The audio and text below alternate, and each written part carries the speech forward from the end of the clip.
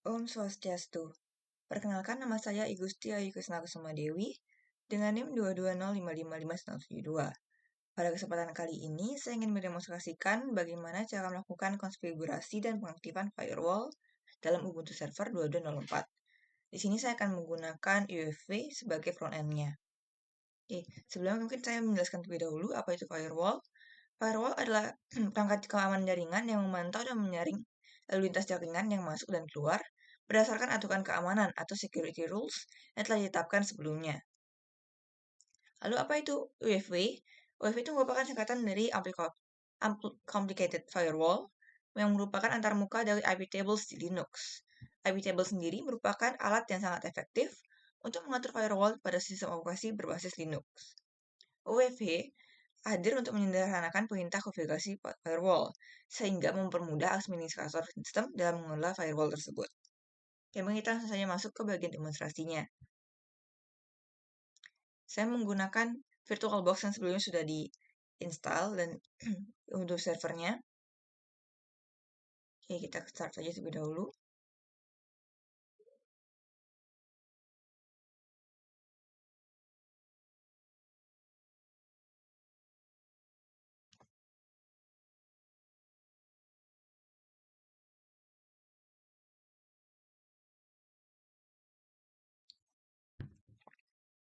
Oke, kita enter saja. Sini kita akan login terlebih dahulu, kita masukkan username-nya dan juga password-nya. Dan password saya masih sama seperti video sebelumnya ya. Nah, sini kita sudah masuk. Oke, yang paling pertama ingin kita lakukan sekiranya kita ingin mengecek status dari UEFI terlebih dahulu. Siapa tahu sebelumnya kita sudah melakukan enable atau konfigurasi lainnya seperti itu ya. Sudo ev status.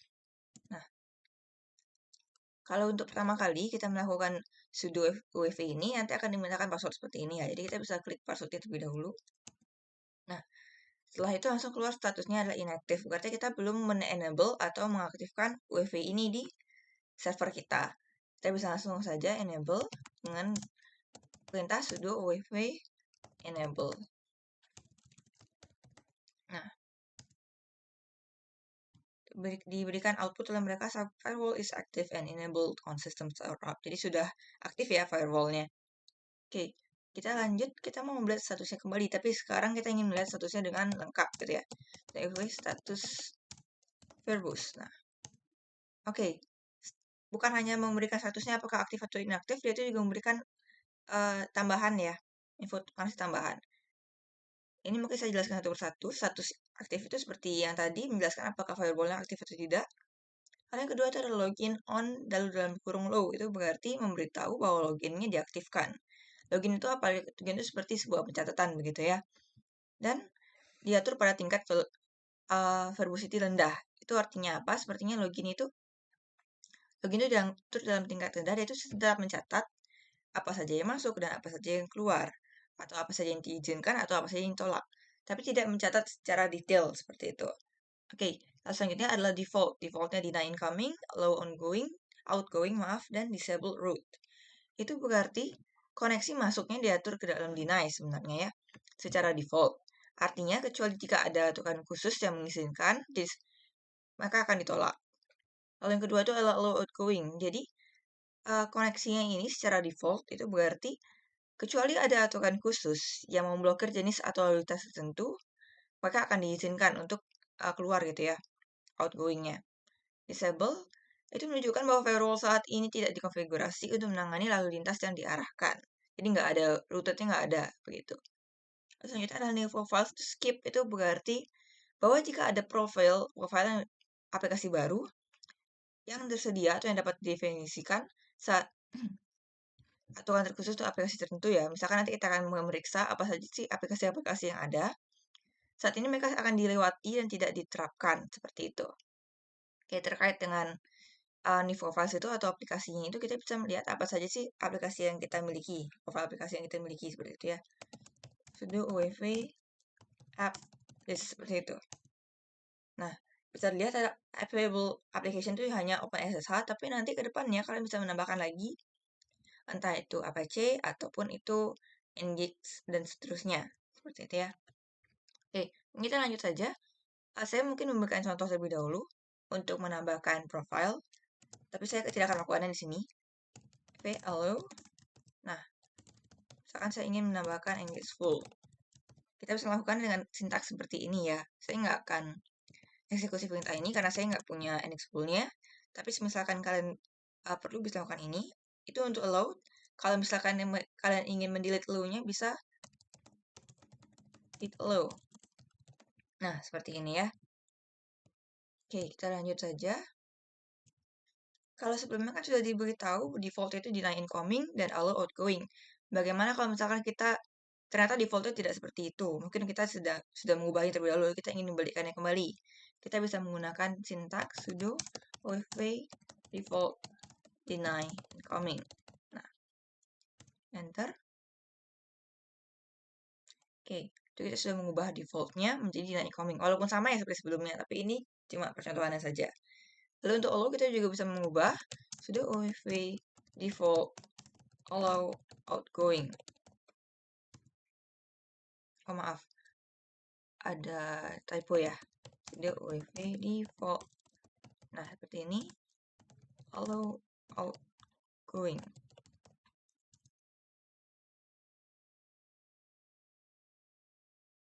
Nah, sudah ditambahkan ya. Oke, kita langsung saja lanjut. Kita cek statusnya terlebih dahulu. Nah, di sini kan karena hanya ada bagian dari status sampai new profile. Kita tidak memberikan detail mengenai yang mana yang kita allow, yang mana kita deny. Kenapa? Karena kita belum melakukan setting terlebih dahulu ya. Seperti sebelumnya, secara default, kalau misalkan kita nggak ada setting, dia akan deny incoming, dan dia akan mengallow outgoing, seperti itu. Kita bisa langsung menambahkannya sekarang. Yang pertama, misalkan saya ingin mengallow HTTP. Sudah OWV HTTP. Oke. Ini allow-nya kurang. Oke. Nah, saya sudah menambahkan rule ya. Namanya ini kita menambahkan rule.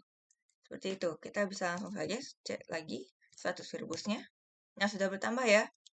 Jadi terlihat bahwa ternyata dari dari port 80 atau 80 strip PC itu merupakan port dari HTTP tadi. Jadi selain HTTP, sebenarnya kita bisa menggunakan allow 80 juga.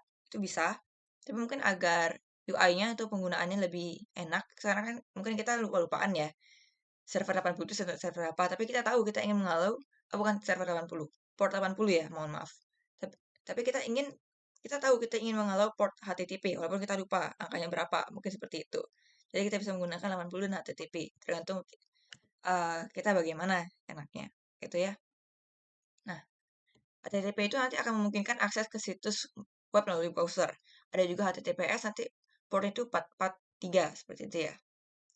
Contohnya adalah seperti ini, sudo.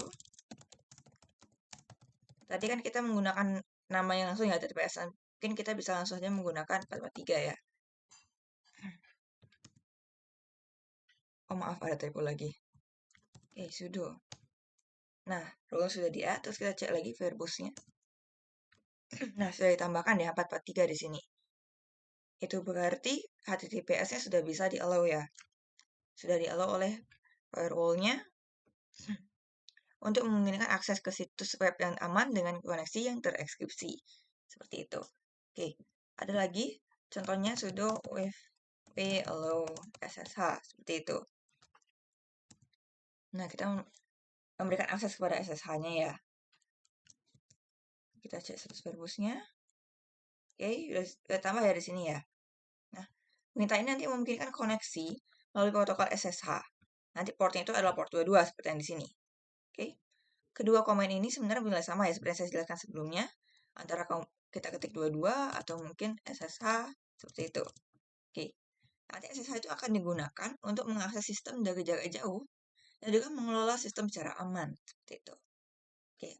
Kita kasih contoh lagi sudo wv hello 21/dcp gitu misalkan ya. Oke, kita cek statusnya lagi. Nah, sudah ditambahkan di sini ya. Oh ya, saya sebelumnya lupa menjelaskan. Yang bagian sini kan tadi ada rule add sama rule fit 6. Ini menjelaskan bahwa dia menambahkan rule tersebut ke dua jenis IP ya. IP versi 4 dan IP versi 6 seperti itu. Jadi bisa dilihat di sini. Oke, kita lanjut lagi ke penjelasan sebelumnya ya. 21DCP itu memungkinkan koneksi melalui protokol FTP atau port 21 dengan menggunakan protokol TCP seperti itu. Oke, kita lanjut. Bagaimana kalau misalkan kita ingin melakukan memberikan izin kepada IP tertentu seperti itu? Kita bisa melakukan ini juga, satu wv allow from. Nah, ini ada tambahan from-nya ya kalau misalkan kita ingin menambahkan IP. Misalkan saya klik 192.168.11.10. Oke, bisa lihat di sini VNAM sekarang sudah tidak ada ya, karena kita hanya menambahkannya ke IP version 4. Kita cek lagi statusnya. Oke, di sini to-nya adalah anywhere, dan from-nya itu adalah 192.168.11.10 seperti itu. Jadi IP ini nanti dapat mengakses port apa saja di situ. Oke, kita lanjut. Kalau misalkan ini kan IP ya, bagaimana dengan subnet? 24. Oke. Nah, sama juga rule A, terus kita cek lagi statusnya. Nah, ini sudah ditambahkan ya di sini. Di bawahnya IP sebelum kita tambahkan di from-nya. Oke, nanti dia akan mengizinkan koneksi dari jaringan yang ada dalam subnet yang sama ya, subnet 192.168.11.024 itu. Oke, sekarang kita sudah melakukan allow ya dari tadi. Bagaimana cara kita untuk menolak atau deny? Oke, contohnya adalah sudo allow deny from. Tadi kan sebelumnya ini bisa diperhatikan adalah allow in ya di bagian IP-nya 192.168 itu. Kalau kita deny bagaimana? 192.168.11.10. Oh ya maaf, kenapa ada allow deny? Oke, sudah deny ya. Mohon maaf sebelumnya. Sudo uvv. Oke. Nah, deny from. Oke, rule-nya update. Oke, kita cek lagi statusnya. Nah, sekarang berubah dari allow in dia menjadi deny in. Jadi dia sudah menolak ya. Seperti itu. Oke, contohnya lagi kalau misalkan kita ingin deny portnya ya. Deny dia agar dia tidak bisa portnya tidak bisa diakses seperti itu mungkin. Sudah UWV. Misalkan kita mau deny HTTPS ya. Oke. Nah, sudah diupdate ya di dua IV tersebut. Kita cek status verbosnya. Nah, di sini nanti dia akan menolak koneksi melalui protokol HTTPS seperti itu. Jadi nanti akan memblokir seluruh akses ke situs web yang menggunakan koneksi transkripsi. Tadi kan sebelumnya kita mengalaukan, jadi kita bisa mengakses itu. Nanti kalau misalkan kita deny, berarti kita tidak akan bisa akses lagi. Oke. Terus bagaimana misalkan kalau kita ingin melakukan penghapusan ini, tapi melalui urutannya ya, melalui urutan angka. Kita bisa cek dulu sudo wv status number. Nah, kita kan diberikan angka ya semuanya di sini. Nanti kita bisa melakukan delete sesuai dengan urutannya tersebut. Misalkan saya ingin delete baris yang nomor 2. Jadinya sudo wv delete 2. Oke, maaf ada typo. Delete 2. Jadi saya ingin menghapus baris yang kedua ini. Baris dari HTTPS-nya. Oke. Kita hapus. Nah, role delete. Oke. Oh ya, mungkin saya kurang menjelaskan lagi apa bedanya deny in sama delete ya. Tadi kan kita melakukan delete sebelumnya. Deny itu berarti kita ingin mendeny. Kita ingin memblokir akses. Kita memberikan suatu rule bahwa kita ingin memblokir akses dari HTTPS. Tapi rule-nya masih ada di sana. Action yang berubah dari allow in menjadi deny in. Seperti itu ya. Tapi sekarang saya melakukan delete. Delete itu berarti kita menghapus patukan atau rules yang telah kita tentukan sebelumnya. Seperti itu. Jadi deny in ini di bagian nomor 2 kan dihapus ya, dan secara default karena tidak ada aturan yang memberikan apakah dia allow sama deny. Untuk bagian HTTPS nanti dia akan mengikuti peraturan default yang kita set sebelumnya seperti itu ya. Jadi untuk delete kita mungkin cek lagi status verbosnya. Nah, sudah di delete ya 443 ini. Oke, seperti itu. Nah, sekarang bagaimana kalau kita ingin melakukan reset? Kita bisa saja sudo wv reset. Ini akan mereset segala peraturan yang kita berikan tadi sebelumnya. Oke. Jadi nanti akan mengembalikan konfigurasi awal dari UEFI. Nah, kita confirm dengan Y. Oke, sudah ya. Nah, sekarang kita ingin mendisable misalkan. Nah, seperti ini nanti kita akan menonaktifkan firewall-nya itu ya. Nah, jadi firewall stop and disable on system startup. Oke. Sekian dari saya demonstrasi yang telah saya lakukan ini. Saya mohon maaf bila ada kesalahan, mungkin salah patah kata atau semacamnya. Hal itu tanpa Mas Santi dan terima kasih. Om Santi Santi Santi Om.